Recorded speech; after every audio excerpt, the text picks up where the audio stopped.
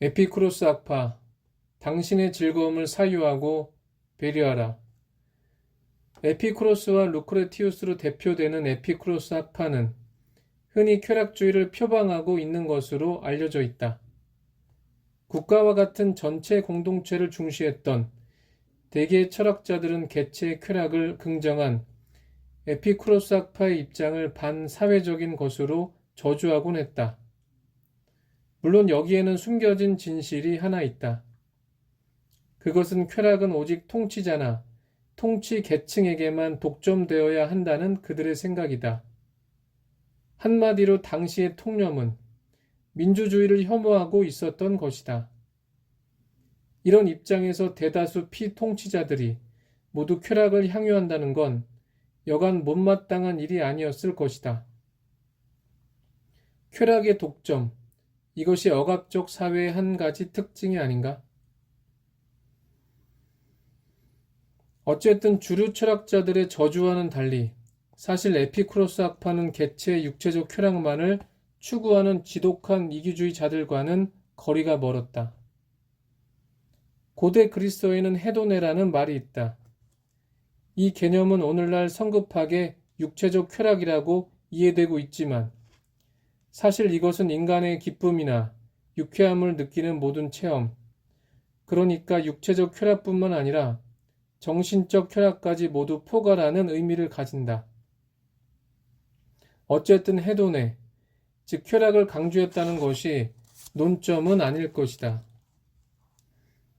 에피쿠로스 학파가 비난받았던 이유는 이 학파가 일부 통치자가 독점하고 있었던 쾌락을 모든 사람에게 허용하라고, 심지어 허용되지 않더라도 모든 사람들은 자신의 쾌락을 충족해야 한다고 주장했기 때문이다. 역사적으로 에피쿠로스 학파의 창시자인 에피쿠로스는 아테네 교회의 정원을 사서 공동체 생활을 영위했던 것으로 유명했다. 이 정원은 에피쿠로스의 정원이라고 불렸으며 이곳에는 인간이면 누구나 행복하고 유쾌한 삶을 살아야 한다는 에피쿠로스의 가르침에 동의했던 사람들이 함께 모여 살았다. 에피쿠로스 학파가 개인적인 쾌락에 매몰되어 있다는 저주가 이 대목에서 허구임이 분명해진다. 여기서 눈여겨보아야 할 점은 에피쿠로스의 정원에는 여자들이나 노예들도 동등한 구성원으로 함께 참여하고 있다는 점이다. 중심과 주변, 혹은 지배와 피지배라는 권위구조를 가진 기존 공동체들이 에피쿠로스의 자유로운 공동체를 저주했던 것도 사실 다 이유가 있었던 셈이다. 심지어 그들의 눈에는 창녀들과 동등한 입장에서 서신 교환을 했을 뿐만 아니라 그녀들을 친절하게 대우해 주었던 에피쿠로스가 음란하고 저급한 인물로까지 비쳤다.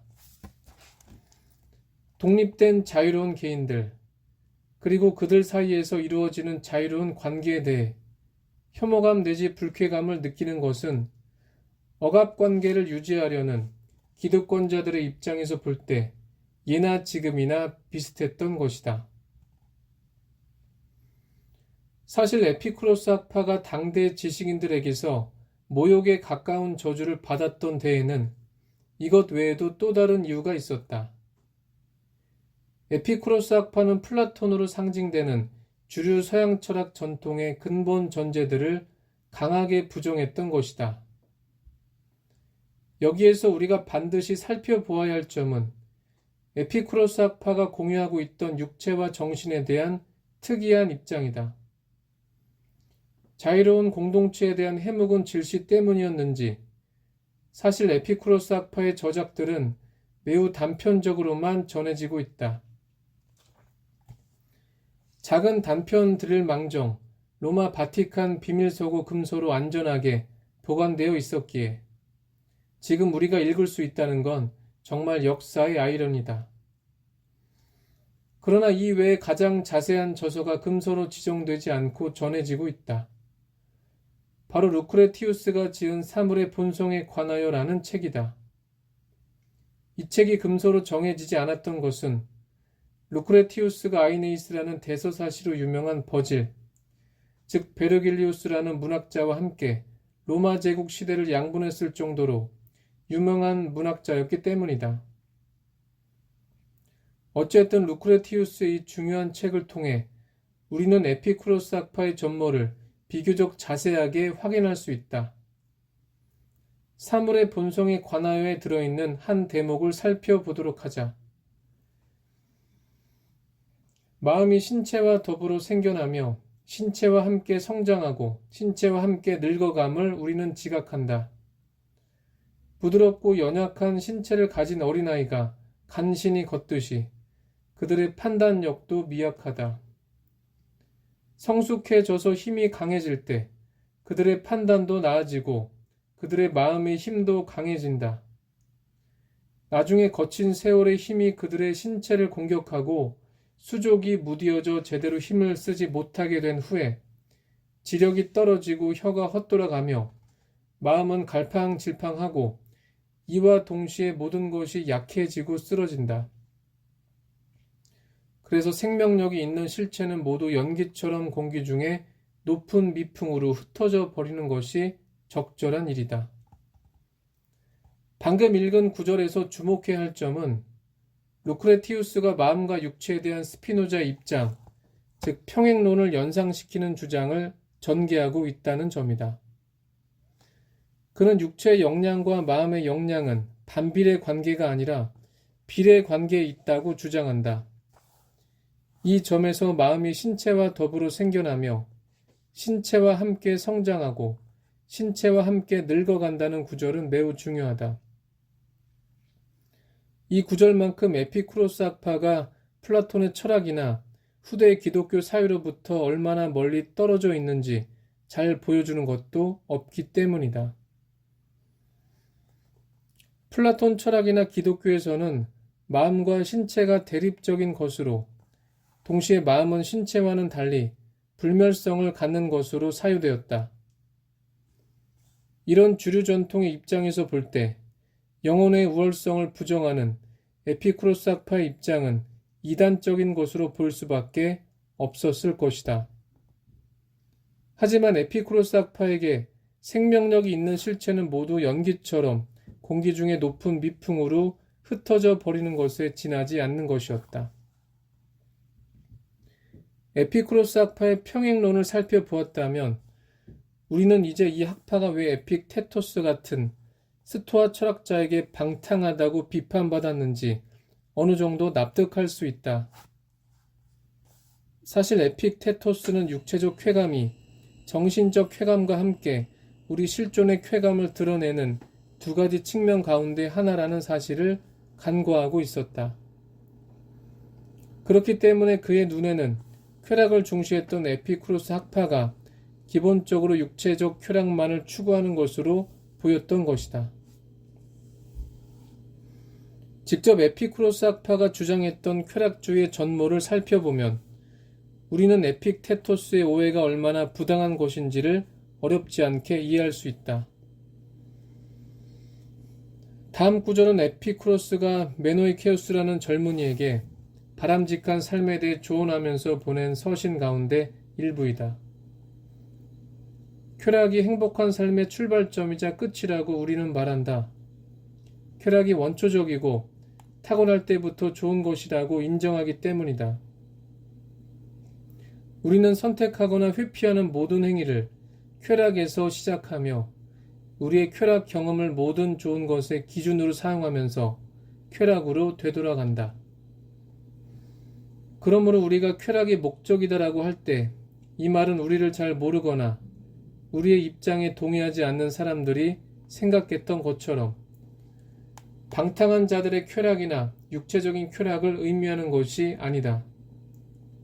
내가 말하는 쾌락은 몸의 고통이나 마음의 혼란으로부터의 자유이다.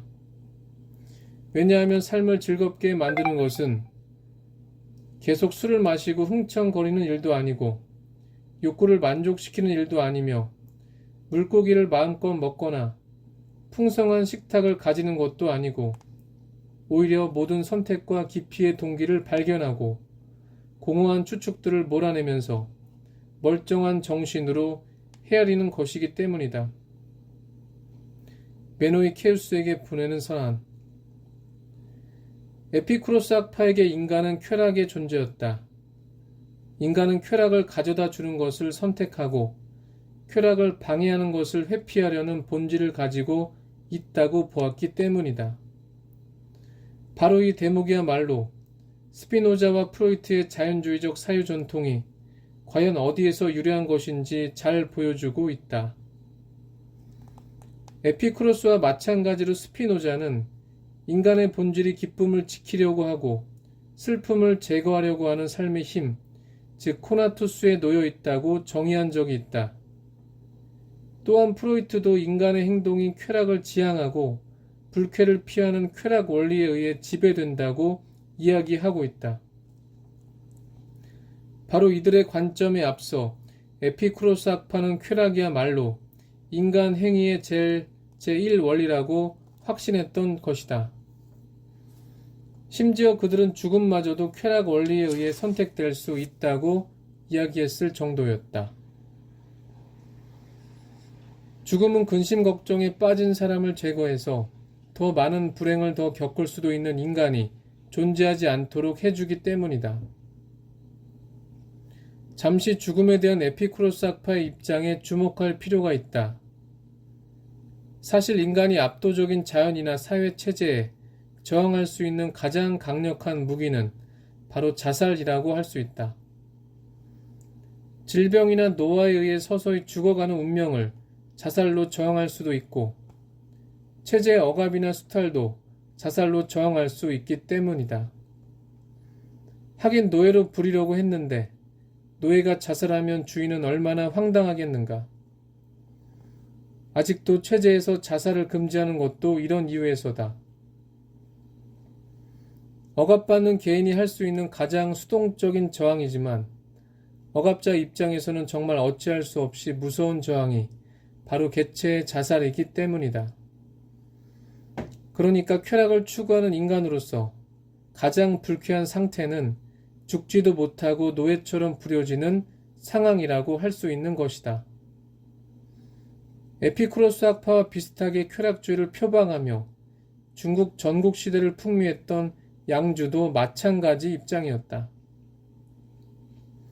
그의 입장은 양주 학파의 사상가로 보이는 자화자라는 인물의 글로 여씨 춘추에서 전해지고 있다. 온전한 삶이 첫째이고 부족한 삶이 둘째이며 죽음이 그 다음이고 핍박받는 삶이 제일 못하다. 존중받는 삶은 온전한 삶을 의미한다. 온전한 삶은 인간의 다양한 욕망이 모두 적절함을 얻은 것이다.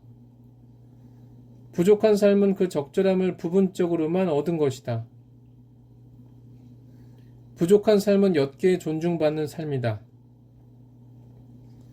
부족함이 심하면 그만큼 더 존중받음이 옅어질 수밖에 없다.